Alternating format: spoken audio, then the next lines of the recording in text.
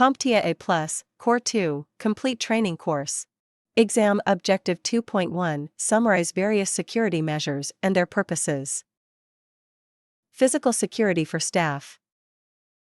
Whether it is employed staff, a customer, or a visitor, providing the means for them to enter or exit a controlled space can be accomplished using many different technologies.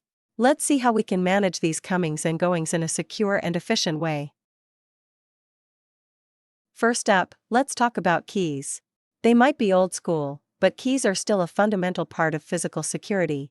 A key is a mechanical device that physically opens locks, granting access to doors, cabinets, and other secured areas. Despite their simplicity, keys are highly effective and widely used.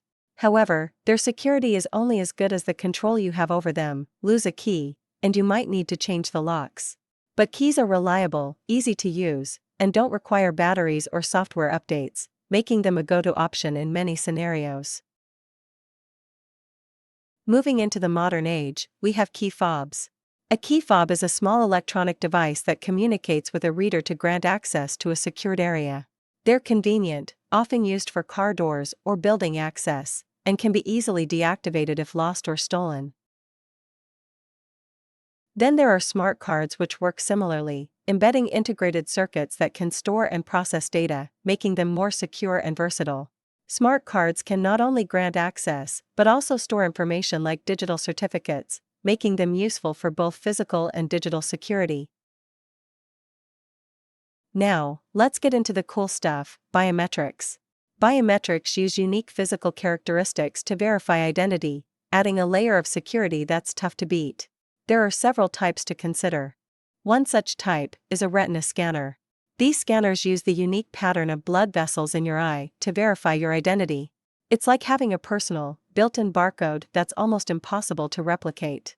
Fingerprint scanners are more common and use the unique ridges and patterns on your fingertips for identification. These are found everywhere from smartphones to high-security buildings. Palm print scanners take fingerprint scanners a step further by scanning the entire palm, capturing even more unique features than a fingerprint alone. This makes it an excellent option for environments where top-level security is needed. All these biometric systems are great because they rely on something that can't be easily lost or stolen: your body. Next, let's discuss an often overlooked, yet still very important security measure: lighting.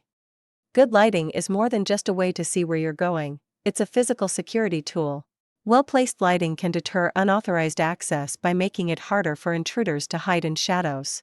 Motion-activated lights, for example, can startle would-be intruders and alert security staff to unexpected movement. Finally, we have magnetometers, which is just a fancy name for metal detectors.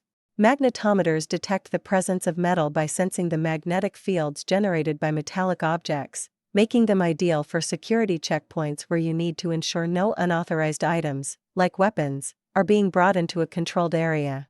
They're common in places like airports, government buildings, and even some large corporate offices. So, whether you're using a traditional key, a smart card, or a retina scanner, the goal is always the same: secure the premises and keep everyone safe. Each of these technologies has its place in the security landscape, offering different levels of protection and convenience.